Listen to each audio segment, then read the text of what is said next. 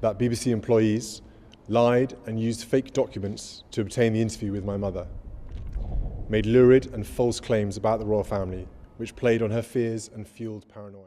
This is not a story about a scandal breaking. This is a story about a silence that has been building for months, and about the one senior royal who, according to multiple sources now, has decided she is done pretending not to notice it. Windsor, late spring, 2026. A carriage procession moves down the course at Royal Ascot the way it has for 2 centuries, and for the first time in years, 2 faces are missing from it. Not absent by accident. Not absent by illness. Absent, according to people close to the family, by design. Princess Beatrice was not there. Princess Eugenie was not there. And nobody at the palace said why. Hi viewers, if you're new here, this channel tracks the royal family the way institutions actually move, through quiet decisions, absences, and the small procedural choices that tell you more than any headline ever could. If that's the kind of story you want, stay with me, because this one has been building since February, and it isn't finished yet. Because to understand why 2 women who have spent their entire lives as working members of this family suddenly stopped appearing at the events that once defined their calendar, you have to go back to the morning that changed everything, a single arrest that hadn't happened to a member of the British royal family in nearly 400 years. Have a look at this, see if you could mend it. I mean, you didn't throw things away. I'm that old. Let's start with what actually happened, because the sequence matters more than the speculation that grew up around it.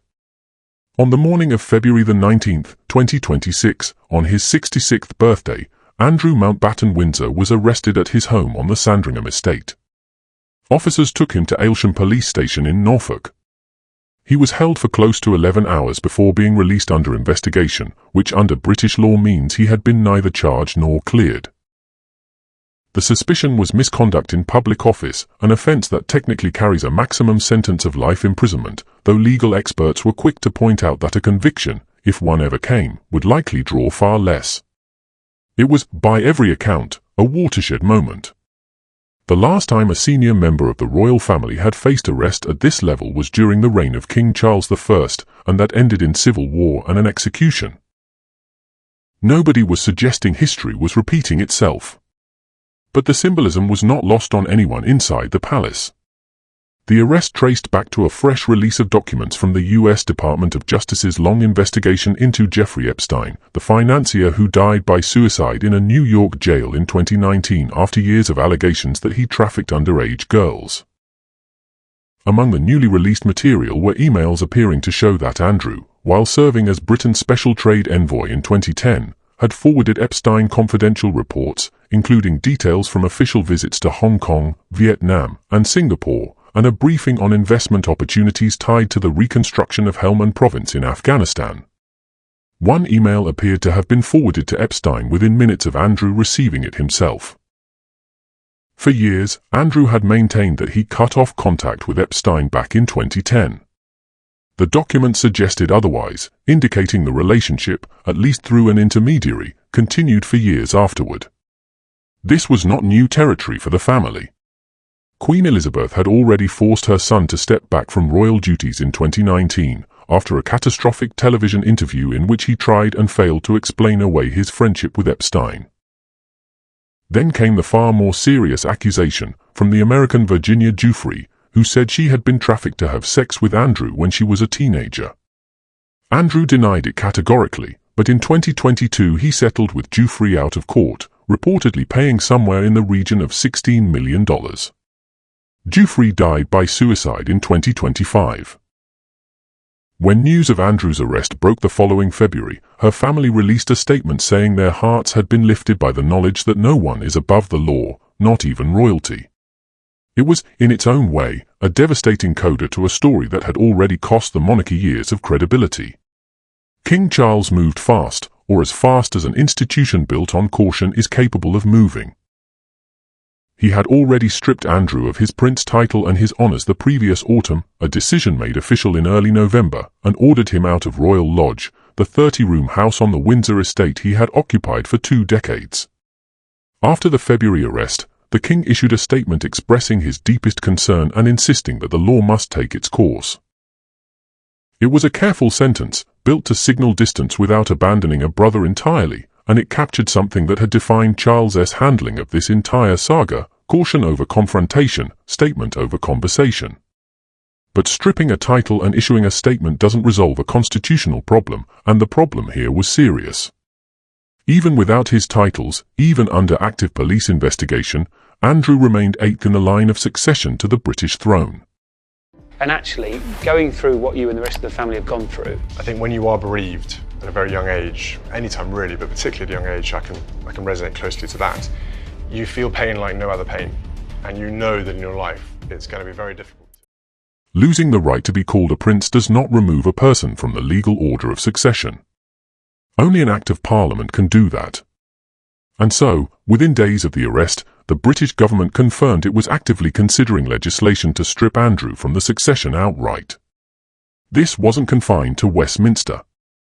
Because the monarch is also head of state in 14 other Commonwealth realms, any formal change to the succession requires their agreement too. The Prime Minister of Australia wrote directly to Downing Street pledging his government support for removing Andrew from the succession, framing it as a matter the Australian public took seriously. A spokesperson for New Zealand's Prime Minister said the same.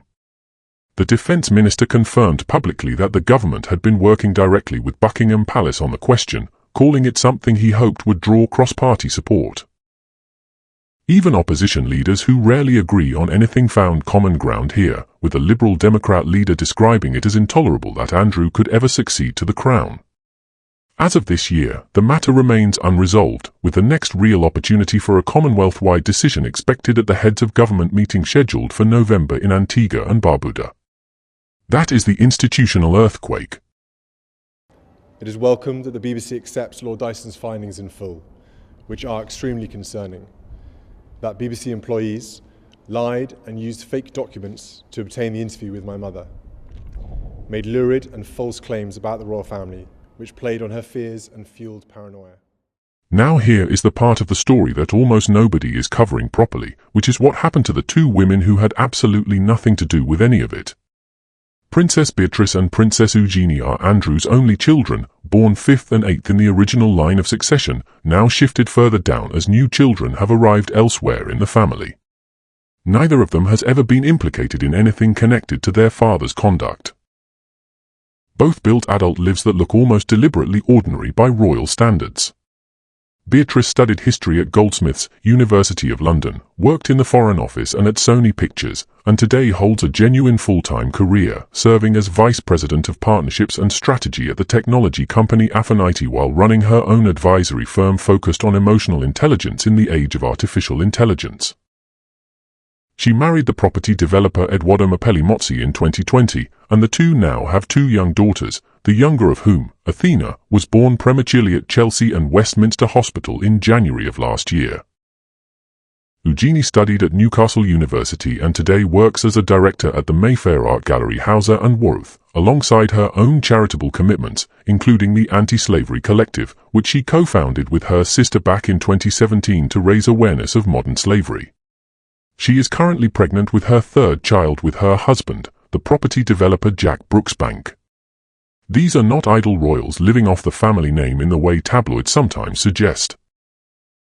They hold real jobs, run real organizations, and have spent years quietly building professional identities separate from their fathers.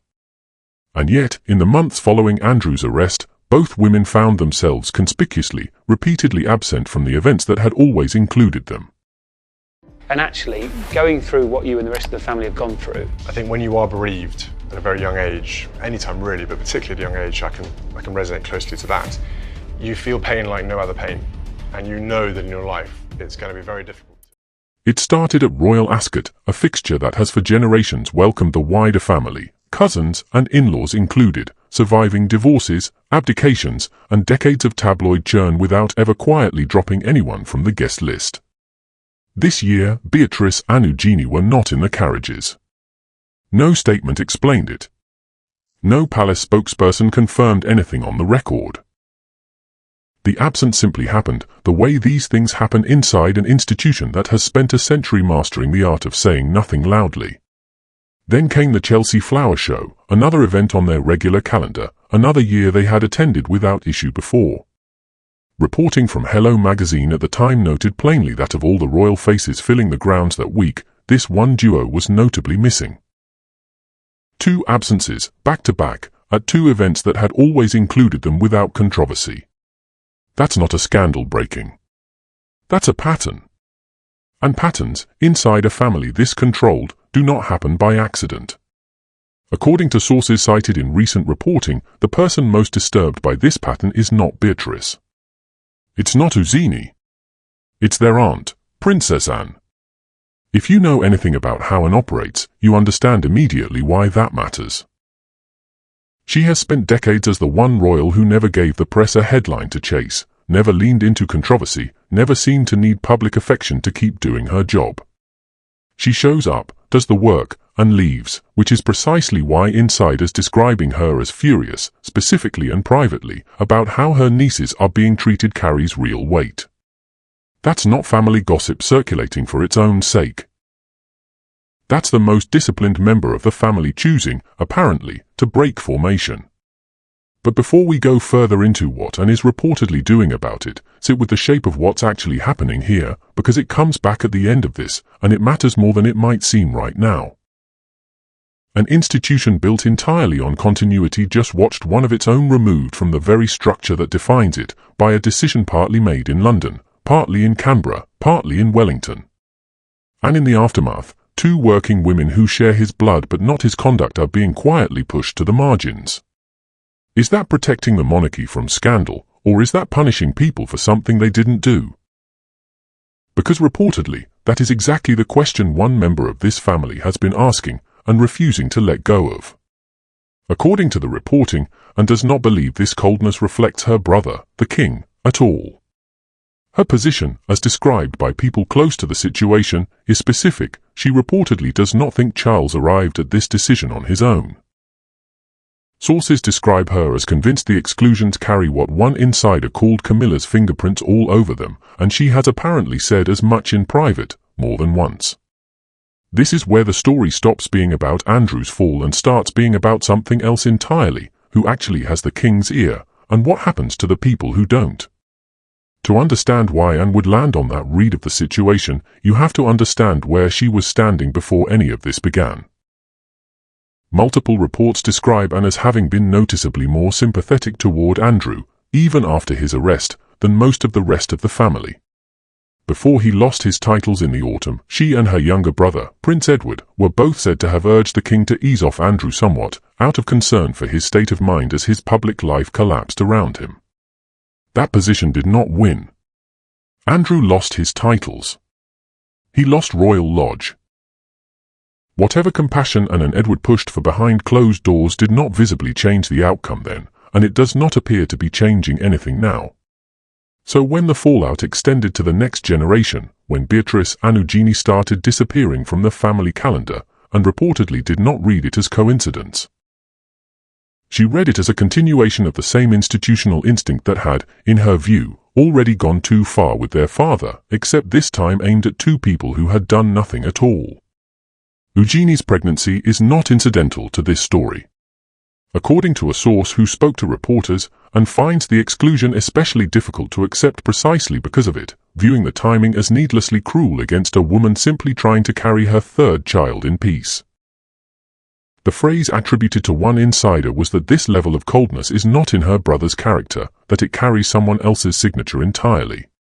That someone, according to the same reporting, is Camilla. I want to be careful here, because this is the part of the story where a lot of channels start inventing things that were never said, memos that were never written, quotes that were never spoken. I'm not going to do that. What we actually have, on the record, from named outlets, is this. Sources describe Camilla as the driving force behind a broader push to slim down the working monarchy, a phrase that circulated publicly for years to describe efforts to reduce the number of family members drawing on royal attention and royal money. In this reporting, Beatrice and Eugenie are being cast as collateral in that slimming, pushed toward the margins not for anything they've done, but for who their father is, and because their continued visibility complicates the image the institution is trying to project going forward. There's a financial layer to this too. one that adds real texture to why the family's finances have become such a pressure point this year. A National Audit Office report published in June found that Beatrice has never personally paid rent on any royal property she has lived in, and reporting around the same time detailed that both sisters have, at various points, lived rent-free in royal accommodation, with the king effectively covering the cost of Eugenie's home at Frogmore Cottage and Beatrice's apartment at St James's Palace. Both women, notably, are financially secure independent of any of this, thanks to trust funds established for them decades ago, first by the Queen Mother and later by Queen Elizabeth herself, along with the earnings from their own careers and their marriages to financially independent husbands. But in an environment where the monarchy is under intense public scrutiny over money, where every benefit flowing to anyone connected to Andrew becomes a headline, the optics of two of his daughters living in subsidized royal housing while being simultaneously frozen out of royal events creates exactly the kind of contradiction that makes an institution nervous. Reduce their visibility, the logic reportedly goes, without necessarily addressing the housing arrangements underneath it, and you get the appearance of distance without the harder, more expensive conversation about actually withdrawing support.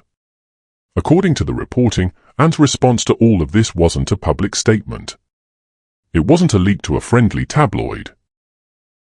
It was, sources say, a direct push for an audience with the king himself, described as an intention to talk sense into her brother, to make the case, face to face, that whatever is happening to his nieces needs to stop, and that it needs to stop because of who he actually is underneath whatever pressure is currently shaping the decisions being made around him. If you're finding this as unsettling as I did when I first went through the reporting, that's the reaction it's supposed to produce, because underneath the royal formality, what we're describing is a woman in her 70s, one of the most disciplined public figures in the country, deciding she has to physically sit her brother down because she no longer trusts what's reaching him without her intervention. That's where the bigger question sits. Not what and wants. What is actually happening inside Buckingham Palace that would make a Princess Royal feel she needs to force a private conversation just to be heard? There is a version of this story where none of it is really about Camilla at all, where it's simply an aging monarch under enormous strain making the kind of cautious, risk-averse decisions institutions make after their worst scandal in years, protecting the brand by putting distance between the crown and anyone connected to Andrew, regardless of guilt or innocence. Charles has spent much of his life being described, fairly or not, as someone who avoids confrontation, who lets decisions accumulate around him rather than making them decisively himself. If that's genuinely what's happening here, then the exclusions aren't a plot, they're simply the accumulated weight of an institution trying to survive its worst scandal in years, and everyone standing near the blast radius, including two women who did nothing wrong, is getting pushed back regardless of intent. But that is not the read Anne is reportedly working from, and it's worth asking why, because Anne is not someone who indulges family drama for its own sake. If she has decided this needs a direct confrontation with the king, it's because something in what she's observed convinced her this isn't drift, it's direction, and that the direction is coming from Camilla specifically. There's a broader context here too, one that rarely makes it into coverage of this particular rift, and it's the quiet, evolving question of what a queen consort's role actually looks like in this era of the monarchy. Camilla was named queen consort when Charles acceded to the throne in 2022, a title that, under long-standing precedent, denotes status without formal ruling power. On paper, that's clear. In practice, sources across multiple, otherwise unrelated stories over the past year have described her as exercising considerable influence over what actually reaches the king's desk, who gets his time, and what gets prioritized. None of that is unusual for a royal consort throughout history. What's unusual is having it play out publicly, in real time, against the backdrop of a succession crisis serious enough that two national governments have weighed in on it directly. It's also worth noting, in fairness, that the picture isn't uniformly bleak. Both sisters did appear publicly alongside the wider family earlier this year at the wedding of their cousin, Peter Phillips, standing with their husbands among other senior royals, a detail that suggests whatever distance exists at official state occasions has not extended to private family life entirely. That contradiction, present at a family wedding but absent from Ascot and Chelsea, is itself part of what makes this story hard to reduce to a single, tidy narrative. It looks less like total banishment and more like a very specific, very deliberate calculation about which rooms they're allowed back into and which ones they aren't. So you have several things converging at once. A father stripped of his place in the succession, at least in practice if not yet in law, by a decision with international backing that could become permanent later this year. Two daughters, both professionally accomplished, both raising or expecting young children, quietly pushed out of specific parts of the family's public calendar in the months that followed, while still appearing at others. A financial arrangement that keeps them housed at royal expense even as their visibility shrinks. And an aunt who has spent her entire career avoiding the spotlight, now reportedly demanding a private audience with the king because she believes the woman beside him is responsible for how his nieces are being treated. That's not speculation dressed up as fact.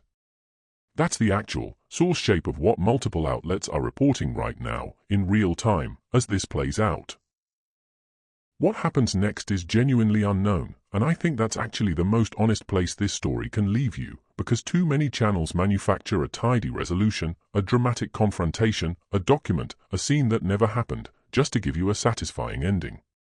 I'm not going to do that here, because the real version of this story is still being written, inside a palace that has not commented, by people who are not required to explain themselves to any of us. What we do know is this.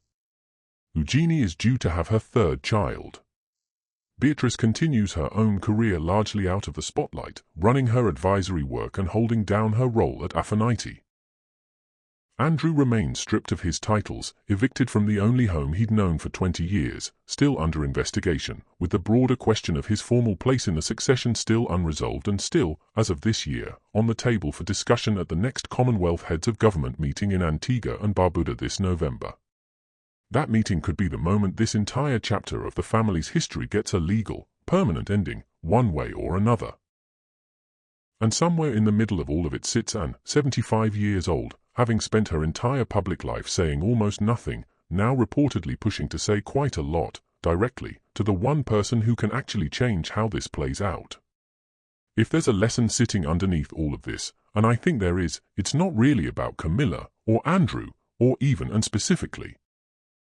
It's about what happens to the people standing closest to a scandal, the ones who never made a single choice that caused it, and how an institution built on protecting its own image will, more often than not, choose distance over loyalty when the two come into conflict. Beatrice and Eugenie didn't do anything. They built careers, started families, ran charities addressing real causes like modern slavery and childhood cancer, and paid, by every account, their own way in life outside of the housing arrangements that came with being born into this family. That's the part of this story that should stay with you longer than any of the palace intrigue built around it.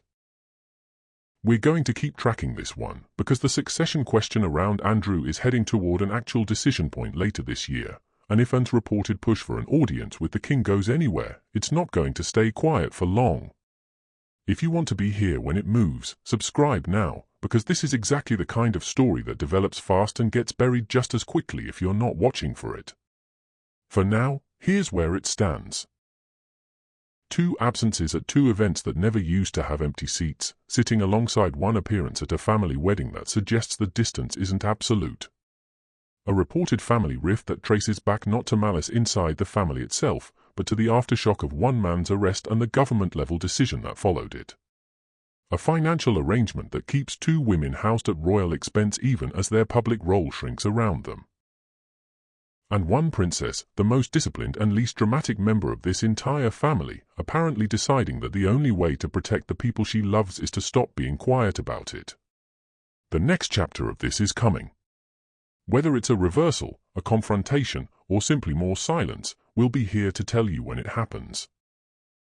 Last time, we looked at the human side of this story. 2 sisters quietly pushed out of Royal Ascot and the Chelsea Flower Show, and aren't reportedly furious enough to demand a private audience with the king. But there's a second story running underneath all of that, one that has nothing to do with family feuds and everything to do with the actual, written law of who is allowed to sit on the British throne. And it's this legal story, not the tabloid one, that could end up mattering most by the time this year is over. Hi viewers, if you watched part 1, you already know the emotional shape of this. This time we're going under the hood, into the actual mechanics of how a member of the royal family gets removed from power, and why, months after his arrest, Andrew Mountbatten-Windsor is still, on paper, 8th in line to the throne of the United Kingdom. Here's the detail that surprises most people when they first hear it. Stripping someone of the title prince does nothing, legally, to their place in the succession. King Charles removed Andrew's princely title and his military honours in the autumn of last year. He ordered him out of Royal Lodge. None of that touched the line of succession itself, because the line of succession isn't a matter of royal preference. It's a matter of statute, and only Parliament can change it. The last time anyone seriously rewrote the rules of succession was 2013, with the Succession to the Crown Act, which ended the practice of male heirs jumping ahead of older sisters and lifted the automatic disqualification that had applied to anyone who married a Roman Catholic. Before that, you have to go back further still, to the Act of Settlement in 1700, which is the actual piece of law still on the books today that disqualifies anyone from inheriting the crown for being a Roman Catholic themselves. These are old, heavy pieces of legislation, amended rarely, and never lightly. There is no existing legal mechanism, sitting ready to use, for simply removing a specific individual from the succession because of a criminal investigation or personal disgrace.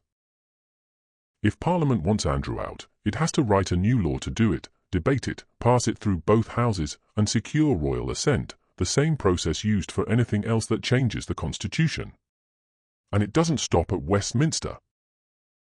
Because of a set of agreements going back to a 2011 conference held in Perth, Australia, any change to the rules of royal succession has to be agreed to by every Commonwealth realm where the monarch is also head of state, currently 15 countries including the UK, Canada, Australia, New Zealand, and a string of Caribbean nations. That's the same principle that made the 2013 reforms take years to fully implement across every jurisdiction. It's also exactly why the British government, when asked directly whether Andrew would be removed from the succession, has repeatedly used careful, non-committal language, saying only that it is not ruling out action and will consider further steps in due course. That is not evasive because officials don't know what they want to do. It's careful because getting 15 governments to agree on a single piece of succession law, on a compressed timeline, while a live police investigation is still ongoing, is genuinely difficult, even when the political will exists. And the political will, unusually, does seem to exist almost everywhere at once. Australia's Prime Minister wrote directly to Downing Street pledging his government's agreement to any proposal to remove Andrew from the succession, framing it as a matter grave enough that Australians expected a full and proper investigation regardless of the family name attached to it. A spokesperson for New Zealand's Prime Minister said his government would support the same move if the UK brought it forward. Inside Westminster, the Defence Minister confirmed publicly that the government had been working directly with the palace on the question, describing it as an issue he hoped would draw support across party lines. Even the Liberal Democrat leader, no natural ally of a Labour government on most issues, said it would be intolerable for Andrew to ever succeed to the crown, adding that he believed the risk was less remote than most people assumed. That's the part of this story that rarely gets said out loud clearly enough. This isn't really a debate anymore about whether Andrew should be removed from the succession. Nearly everyone with actual power over the decision appears to already agree that he should be. What's actually being negotiated is timing, sequencing, and the mechanics of doing it in a way that survives contact with 15 separate legislatures, all while the underlying criminal investigation is still open and nobody wants to be seen prejudicing it. Now here's where the story loops back to Beatrice, and it's a detail almost nobody outside constitutional law circles has actually noticed.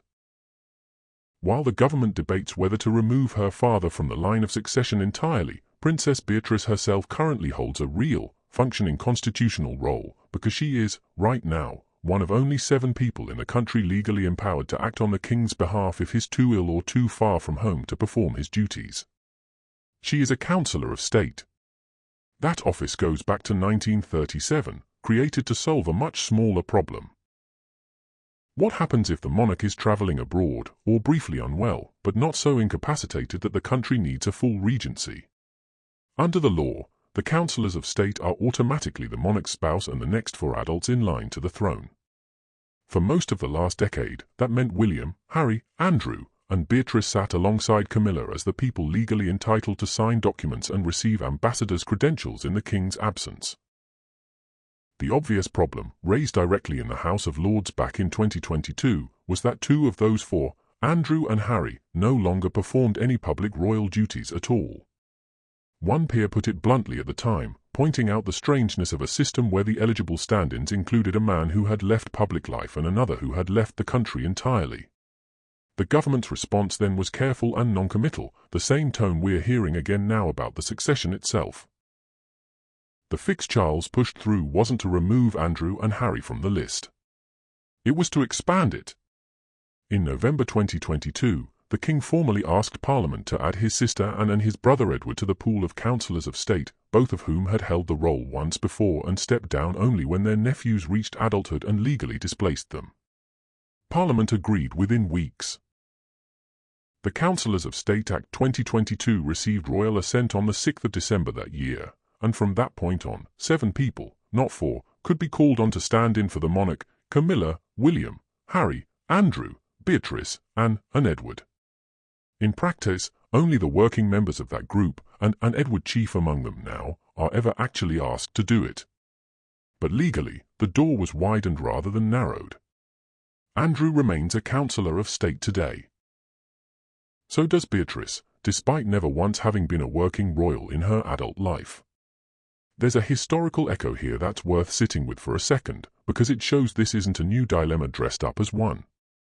Back in 1952, when George VI died, the Queen Mother automatically lost her own eligibility to be a Councillor of State, purely because she was no longer the monarch's spouse. Parliament had to pass a specific fix the following year, the Regency Act of 1953, just to restore her to the list, a rule written for her alone rather than for consorts generally.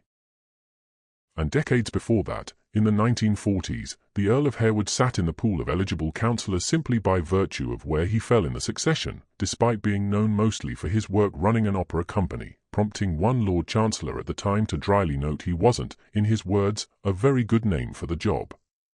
The tension between who's next in line by blood and who's actually fit to briefly wield the monarch's authority is not new.